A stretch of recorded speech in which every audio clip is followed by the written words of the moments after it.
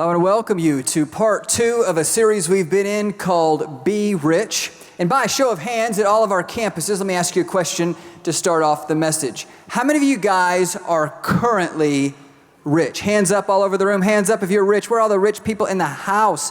Rich people, hands high and proud. Keep them up. High, higher, rich. Okay, you're good. Thank you. If you're a first-time guest here today, or if you weren't here last weekend, chances are you're like, what a bunch of prideful church people. I'm so rich. I mean, what is up with this church? In their defense, I put them up to it last weekend. Because last weekend I talked about how all of us, just by living in this country, we're so rich compared to the rest of the world. And I said, based on just like the median household income in Lubbock, most of us are in the top 1% of the richest people in the entire world. Did you know that? So out of a group of 100 people in the world, chances are you're the wealthiest. Congratulations. And so I told them last week, we need to admit it. If we want to be good rich people, we need to admit it. So I had them raise their hand. I even had them at the end say out loud, I'm the R word. You know, it's a struggle. Okay, there's some stuttering. All right, rich, I'm rich, okay? Because we are. We said the problem, though, is that a lot of rich people aren't very good at being rich. And I think you know this is true. There's some rich people, you know, you're like, if I had their money, I would be a better rich person than them. Okay, you've thought that before, right? And I said, well, maybe the reason rich people, which includes us now, aren't very good at it is because nobody's ever taught them. And maybe if somebody teaches them or instructs them, they'll be good rich people. So we're testing out that hypothesis in this series. Straight out of the Bible, 1 Timothy chapter 6. If you got it, we're teaching rich people, that's you. Congratulations. We're teaching you how to be good at it. Teaching rich people how to be good at being rich. 1 Timothy 6. Again, Paul is writing to Timothy here. Paul's planted some churches in some wealthy cities. And so rich people are becoming Christians. Timothy pastors one of these churches. It's in a town called Ephesus, a wealthy town. And he's got rich people in his church. Just like what are in our church, we got rich people in our church. Timothy had rich people in his church. So Paul said, I'm going to write to Timothy. I'm going to tell him how to pastor rich people. Because rich people can be difficult, okay? Can't we? We can be difficult. So he instructs him. Let's review. 1 Timothy 6:17 said to Timothy, teach those who are rich in this world. That's your church, Timothy. Hey, Chris, that's your church. Experience life. Teach them God richly gives us all we need for our enjoyment. That was last weekend. So first, rich people lesson.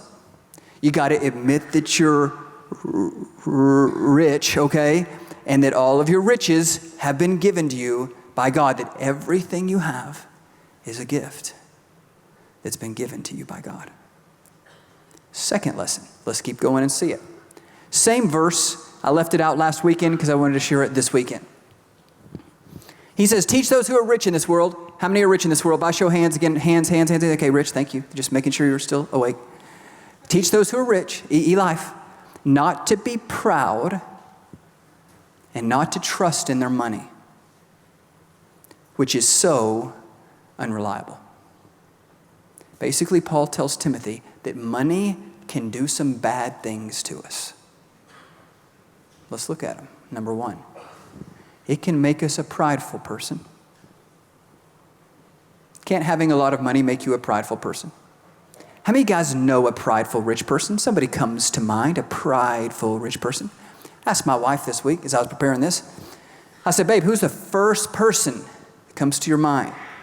If I were to ask you, who's a prideful rich person? She said, that's easy. Mr. Wonderful on Shark Tank. You tracking? You seen the show? All right. He's so arrogant. His name's Kevin O'Leary. He's worth about $400 million. He thinks he's an old guy. He thinks he's better looking than everybody. He thinks he's better than everybody, smarter than everybody, has better ideas than everybody. Mr. Wonderful. So much so he wants people to call him Mr. Wonderful, okay? He's a prideful rich guy. But you don't have to be worth $400 million to be a prideful rich person. We already established if you just make $30K a year, you're a rich person, you can be prideful.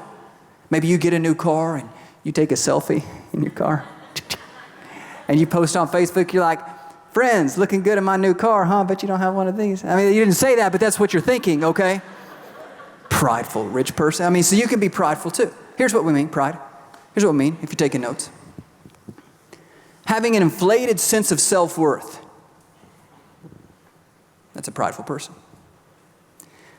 And isn't it easy to see how rich people can be tempted to be prideful? Because think about it. As your net worth gets inflated, what's likely to follow in our society? Your self-worth gets inflated. So then you feel superior to other people in all the categories that make up self-worth. Like Mr. Wonderful. You feel better than everybody else.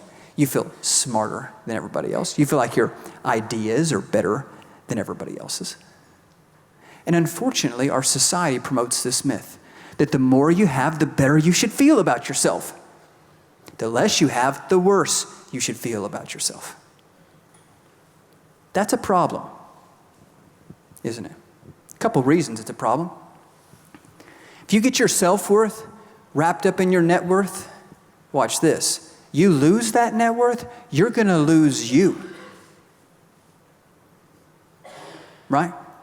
If your self-worth is wrapped up in your net worth, and when your net worth tanks, what's your self-worth going to do? It's going to tank. And Paul just told Timothy, hey, tell the rich people, don't be proud, don't trust in your money. It's so unreliable. What's he talking about? Your net worth is so unreliable. So if you get your self-worth wrapped up in something unreliable, chances are you're going to have a sad and miserable life. Just being honest.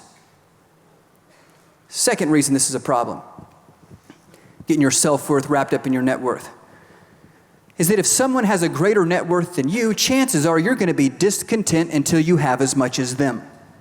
What do we call this in our society? Keeping up with the Joneses. If your friend has more than you feel like they're kind of better than you, you're worse than them, you don't like that feeling, so you got to work hard, get that net worth up so the self-worth can go up so that you're at least as good as them, if not better than them too. Right?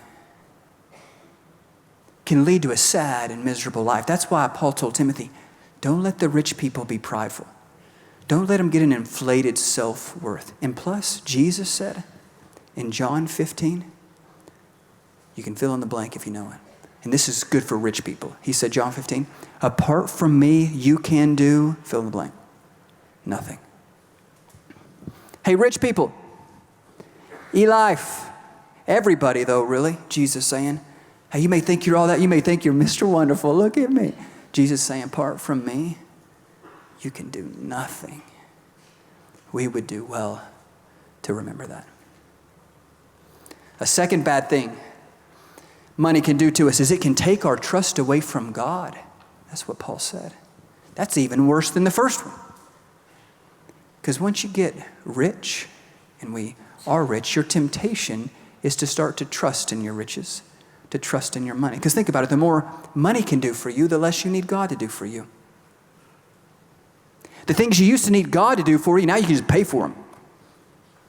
You can just kind of buy your problems away. And so we start to become very self-sufficient. Solomon said it this way in Proverbs 18:11. He said, the rich, that's who? All of us. They often think of their wealth as a strong defense. They imagine it to be a high wall of safety. That's the temptation of the rich, to look to their money to defend them, to keep them safe, secure, and make them happy. But those are things really, ultimately, only God can do for you. No amount of money can protect you from everything. You start looking to your riches or your wealth to do these things for you, you're turning them into an idol. You're looking to them to do things for you they cannot do. Only God can be your safety and security, your defense, and your happiness. So Paul warns against this. I mean, this is so bad, trusting in your money. Look what Paul said earlier in 1 Timothy 6 to Timothy, verse 9. He said, here, let me tell you about some people in your church, the dangers of them trusting their money. He said, people who long to be rich. Doesn't that sound like our country? All of us. They can fall into temptation and are trapped by many foolish and harmful desires that plunge them into ruin and destruction. For the love of money or trusting in money, it's the root of all kinds of evil. Some people craving money. Do you know anybody that craves money? Maybe it's you. I know it's been me. Have wandered from the true faith and pierced themselves with many sorrows. So let me list them again, the dangers of trusting in your money, just so you know how bad this is. Look what he said. He said, if you trust in your money, you can fall into temptation. You can be trapped by foolish and harmful desires. It can plunge you into ruin if you trust in your money. It can plunge you into destruction if you trust in your money. You can wander from the true faith. You can pierce yourself with many sorrows. Many of you read that, you're like, see, I'm good though, because I don't trust in my money, Chris. I got this down, bro. I don't trust in my money. Let me tell you how you can know. One of the ways you can know you trust in your money, we're going to talk about it more next week, and it's also in 1 Timothy 6. One of the ways you know you trust in your money is you have trouble giving it away. You're not very generous. Generosity is the last check you write, not the first one. You're generous if there's something left over. You don't have a strategic plan to be generous. You don't give much of your income away. You give a very low percentage, if even a percentage of your income away. That's how you know. Paul's going to set it up next week. That's how you know you trust in your money. Unfortunately, that's most of us.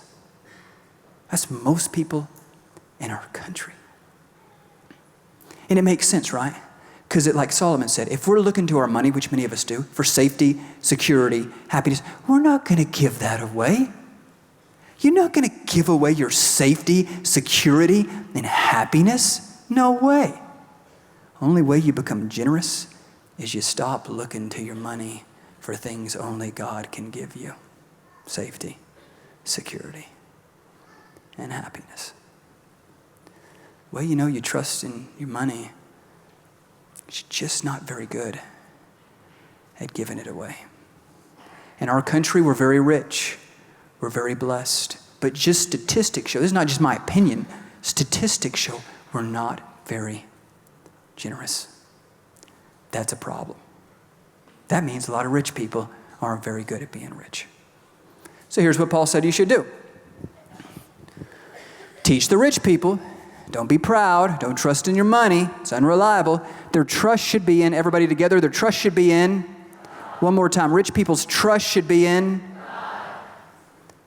Our trust shouldn't be in our money. Our trust should be in God. So second lesson, if you're taking notes, is this. Don't be prideful and don't trust in your money. Trust in who? Trust in God. You know people, right, that are good at this? They're rich, and they're good at being rich because they're not prideful.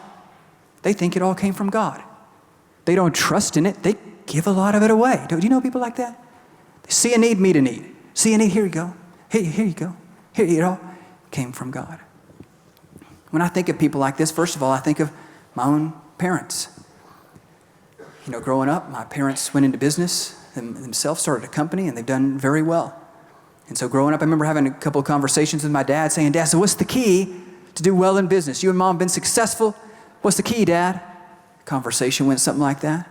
Over and over again, his response is the same. Son, the Lord has blessed us. I'm like, Dad, that's a Sunday school answer, okay? I know that. I understand that, all right? I need the real answer. So if I want to be, so one day I'm young, okay? One day I want to be successful in business. What do I need to do? What are the steps? What's the key? Son, the Lord's given us everything we have. Dad, okay, I'm a Christian. I already know this, all right? I mean, but you can't get him to take the credit. Now, that's not to say he doesn't think it's about working hard too. It is about that. And working smart, making wise decisions, for sure. But he knows the main reason.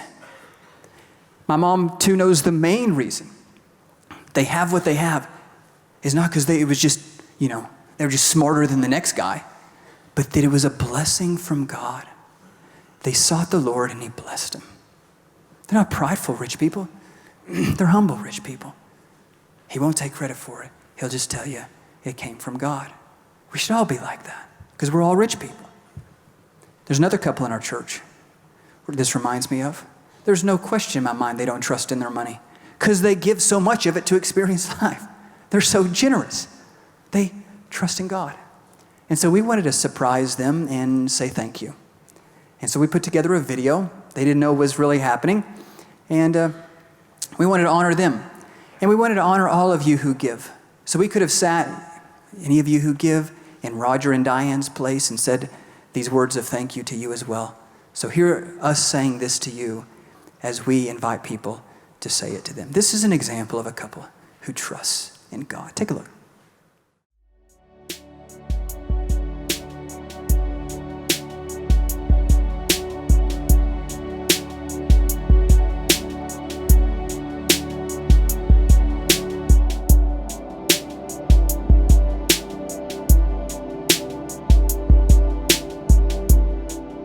So you guys don't know why you're here, do you?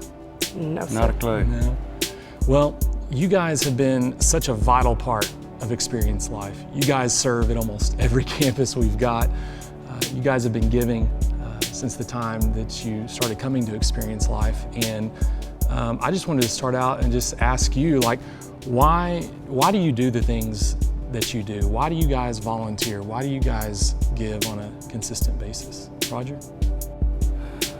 Well, I believe that that's what a mature, growing Christian does. Mm-hmm. He shares what he's been given and serve. I mean, Jesus came here to serve, and Yeah. I think that's what a mature, growing Christian should look like.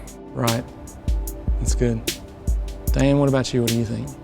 Well, I love people, and I love just showing them that how much God loves them, Mm-hmm. and that they can experience the love that I have experienced with Jesus. That's good. That's really good. Well, the reason you're here today is because we wanted to say thank you to you guys and to everyone at eLife that you represent, everyone that volunteers, everyone that gives to Experience Life. We wanted to say thank you to you guys. I want to say thank you. And we've got some other people that wanted to say thank you to you as well. So we want you to check this out. Roger and Diane, thank you guys so much. I remember when I came on staff at eLife, you guys embraced me like I was one of your own. Hey guys, just want to be able to kind of come and say thank you for everything that you guys do. I am so grateful for you. You have just encouraged me so much in my faith. And it's like people like you are the first people that come to my mind. I'm just thinking, because of y'all's service and because of what it is y'all do for this church and what you're doing for Jesus, that he's using you guys to impact so many people that you probably don't even know. It just wouldn't be the same without people like you. You are what make eLife so special. Thank you for taking time to pour into not only my life, but my family as well. And y'all have really just been a true blessing to me in all areas, as volunteers, as comedians, as sources of encouragement, amazing friends, and I just love you guys. Thank you so much. That was a trick. That's a big trick. Well, you know, our staff is so thankful for you guys, and you got to hear from some of them, but there's someone else here that wants to come and say thank you and share their story with you. Her name is Crystal, and she goes to our downtown campus, and her life was changed at Experience Life. And we just want you guys to see a real life story of someone's life who has changed to hopefully, and I know you guys get this, but to hopefully kind of connect the dots between when you serve, when you give, and someone's life that has actually been changed here at Experience Life. Because we really believe it's important for you guys, and again, all the people that you represent, all the eLifers that come here and give and serve on a regular basis, to really connect those dots between giving and serving and what God can do in someone's life when we're obedient to step out and to help people experience what we've experienced. And so we just want you to hear her story. So here's Crystal. Hi. Glad to meet you. Nice to meet you as well. How are you? Diamond. Nice to meet you. Well, I just came here today just to thank you guys for everything that y'all have done for Experience Life. I myself have gone through many things in my life I'm not proud of. I've been very sick for the past 15 years, had many surgeries. And I feel the things that I've done in my life made me be sick. I was out on the streets doing things you're not supposed to do. Hurting people you're not supposed to hurt.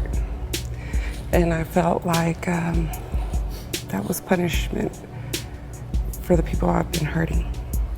15 years of selling stuff on the streets. I never thought I could be forgiven, and I never thought I could forgive myself for the things I've done. I went into Experience Live downtown, told Ty everything that was going on. He says, you know, will you fill out the connection card and commit your life to Christ? Because you have a beautiful testimony. So I did. Well, I went in on that Sunday. They had baptisms that day. And I walked in and I saw somebody from the streets there. And it was amazing because he had a blue shirt on to get baptized. And I then said to myself, this is the sign I've been looking for. That somebody that I seen bad on the streets was actually face to face. And I seen him get dunked. And I just thought it was amazing that he was clean from everything. And I looked up and I said, God, thank you for sending me the sign that you sent me, that you do forgive me. I walked up to that man and gave him a hug and I took a picture with him. And I walked out of there and I told Ty, I said, Ty, God's finally forgiven me. And I'm ready to forgive myself. I'm ready to get baptized. I'm ready to get cleansed from all the hurt I've done to people. Just to live my life better in God. And without you guys, this cannot be possible. Thank you guys so much. Because like I say, none of this would be possible without you guys. And I've heard a lot about you guys, and I've always wanted to meet you guys in person and let you know that the things y'all do make a difference in people's lives. Not only mine, hundreds, thousands of people. I thank y'all guys very much.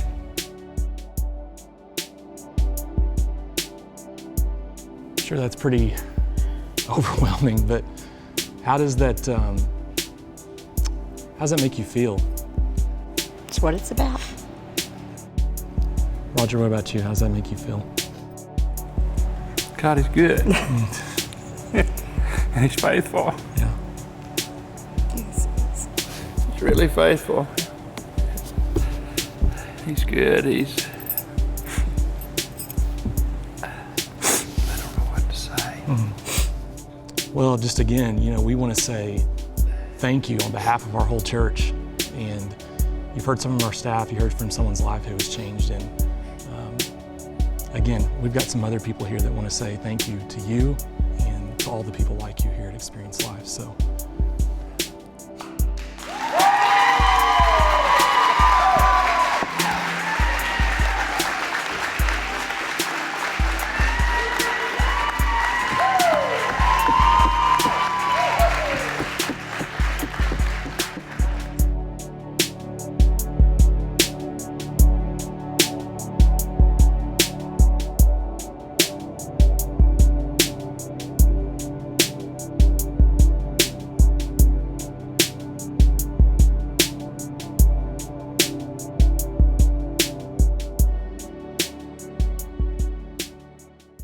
Isn't that awesome? You can clap one more time. That's just so cool.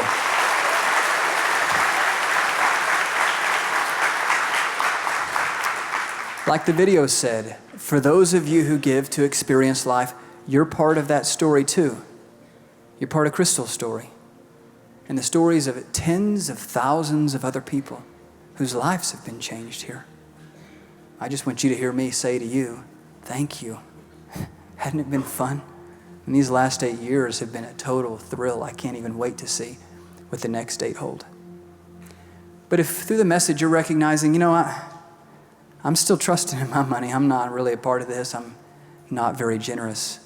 After watching that video, I mean, come on. Pick a percentage. Pick 1% to give away, or 5%. Pick 10%, be a tither. or pick 15%. Pick something, though. And trust in God, not your money. And just hear me saying this. It's not because the church needs your money, okay? That's what a prideful rich person would think. No, that's not it.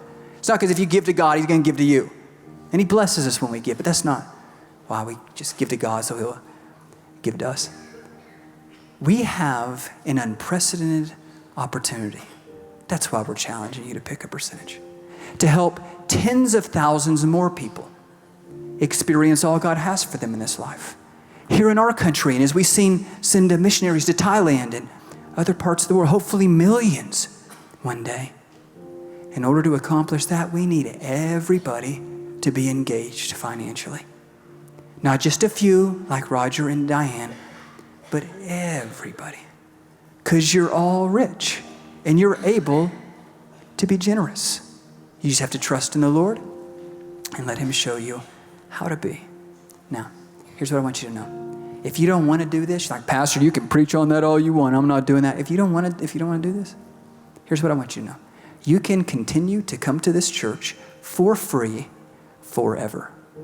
Because me and my family commit, and many other families are with us, have committed to give at least 10% of our income, for some of us much more, before taxes, off the top, first check we write to our local church. And here's why. Because many of us believe the local church is the hope of the world. Because we've got the message of salvation that we get to carry to the ends of the earth that saves people from hell and helps them get to heaven, a place they don't deserve to go. Nobody has the power to change the world like the church, because the church has the gospel. So that's why we've given you this card, the Pick a Percentage Challenge. You can fill it out if this is something you want to do, if you recognize you've been trusting in your money. Best way to indicate you trust in God, not your money, is to give some of it away. You can pick a percentage. You can pick 5 or 10 or whatever you want, and you can put it on there. I'm accepting this challenge. Chris, thank you. I'm going to trust in God. You put the percent you want to give away, or maybe it's a percent you want to increase. I'm going to increase how to give. I'm going to increase by 1% or 2% or whatever. We'll talk about why we're kind of majoring on percentage next weekend. But you can fill this out. And on your way out at all of our campuses, you can drop it in an offering box. Just as your way of declaring, God, today I'm making a decision. I'm going to trust in you. Not in my money to bring me security, safety, happiness, all the things it can't do. God, I'm trusting in you. And like the video said, church, I really do believe that our best days are still ahead of us. I mean, think of all God's done the last 8 years. Been amazing, over 10,000 people indicating a commitment to Christ and thousands baptized. It's just been amazing. Can you imagine what the next 8 years will hold if we all get engaged financially so we can take the gospel to even more places? Think about what might happen and what God could do. The best is still to come, and we're just inviting you to be a part of it. But with or without you, I want you to know we're going to move forward. We want to change the world, and we want to help millions of people experience all God has for them in this life. We'd just love to give you the opportunity to join us. Come join us. Our plan is to change the world. Let me pray. God, thanks for this word from you. It's a word from you because it's right out of the word. Teach the rich people. Don't be proud. Don't trust in your money. It's so unreliable. Trust in God. Lord, help us not to be prideful. We're all rich. Help us not to be prideful, rich people. God, we all are going to be tempted to trust our money because we're so rich. Help us not to trust in our money, to do things for us it can't do, to turn it into an idol or to another God that we worship. God, help us not to do that. You're the one true and living God. Help us to trust in you. And God, help us to not just say we trust in you. It's so easy to say, oh, I trust in God. I trust in God. But what we do with our money shows whether or not we trust in you. There's perhaps no better sign because it's the thing we hold on to the tightest. God, see many people here today loosening the grip they have on their money, recognizing it's actually yours, and giving some of it, a percentage of it, to accomplish your purposes in this world. We look forward to what you're going to do. God, thank you for today. Encourage people. Give them boldness to respond. In Jesus' name, amen.